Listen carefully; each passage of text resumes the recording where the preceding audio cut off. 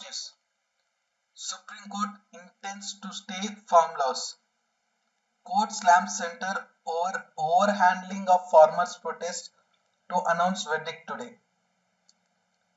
Here you can see the farmers sitting outside the tents on the Delhi-Meerut Expressway near the Ghazipur border on Monday.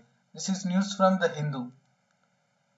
The Supreme Court on Monday said it intended to stay the implementation of the controversial agriculture laws while proposing to form an independent committee chaired by a former Chief Justice of India to amicably resolve the standoff between the farmers and the Union government. A three-judge bench led by Chief Justice of India Sharad A. Bobde underlined its disappointment at the centre's handling of the protest, including the string of failed talks, states up in rebellion, suicides among the protesters, and the sight of aged farmers, women, and children suffering in the biting cold amid the pandemic. The Supreme Court is so much upset the way the center is working towards the farmers' bills protest.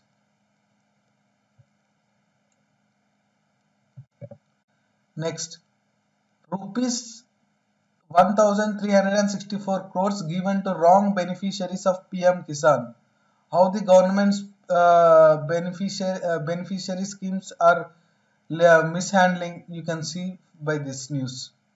PM Kisan payments worth rupees 1364 crore have been wrongly made to more than 20 lakh ineligible beneficiaries and income tax payer farmers, according to information provided by the Agriculture Ministry in response to an RTI request from activist Venkatesh Nayak. There are 11 crore beneficiaries registered under this scheme.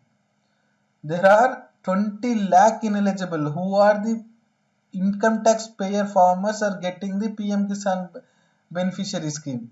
Punjab tops the list of states, accounting for 23% of those who wrongly received money. The major state where the protest is going, there the fraud is more around 23%. Maharashtra and Assam also saw a large number of such payments.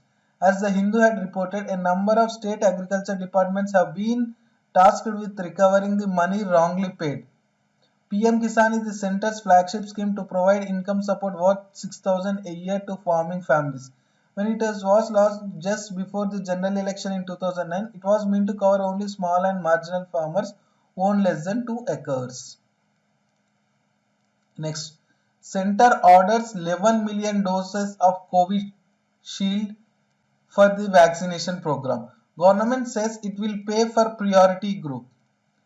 Narendra Modi said that it is a matter of pride that both the vaccines for which emergency use nod has been given are made in India. Both are cost effective in comparison to other vaccines from across the world. This was said by PM Narendra Modi. No need to shut poultry markets. Central government said to states that no need to shed the poultries as the bird flu is arising. The center on Monday asked the state governments not to shut down poultry markets or restrict sales of eggs or broiler chicken meat in the wake of the avian influenza outbreak that has affected at least 10 states. There is no need to panic, as there has never been any cases of bird flu being transmitted to humans in India, and there is no danger of such transmission if the meat is properly cooked, Animal Husbandry Minister Giriraj Singh told media persons.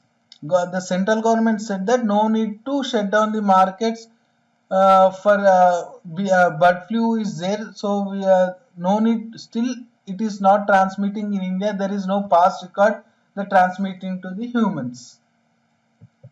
Next, government defends rules for animal seizure. The central government defended the law to deprive owners possession of their animals, including cattle, on the suspicion that they are being subjected to cruelty or illegally transported for slaughter.